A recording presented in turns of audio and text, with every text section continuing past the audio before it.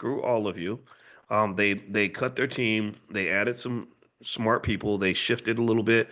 And since that time, they have been absolutely running roughshod over. They've been doing a Tupac Shakur on, and this is just the analogy that comes to mind. It reminds me of when Tupac got out of jail and released All Eyes on Me. Anybody old enough to remember that, or am I the only old man in the room? But anybody remember when Tupac got out of jail?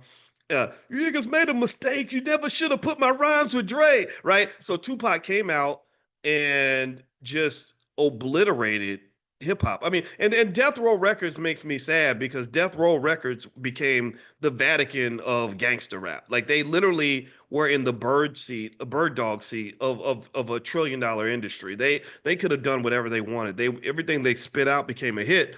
And but unfortunately, bad culture destroyed Death Row. Just, you can't be trying to run a billion-dollar company and throwing people out of windows and pulling guns out on people at work and just engaged in immature. This is again, this I had that little bone to pick with immature, dysfunctional black male behavior because that does not create power. That leads them to put you in prison. That they will come and take everything you've got.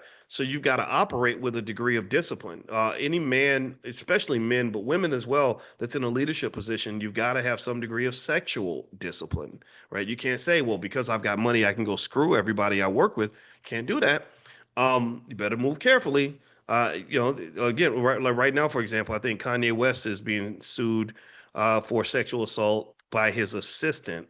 And after my many conversations with Kanye, the first thing Kanye said to me was something sexual. It's the minute we got on the phone, he had just met me. First thing he mentioned was something sexual. I'm not going to repeat it, but that was like, I was like, okay, are you just being relaxed with me because I'm a brother, or are you really that sloppy with it? Because I'm not going to meet somebody for the first time. The first thing I say is something about who I just had sex with, right? So my point is to say that that Death Row Records was a missed opportunity.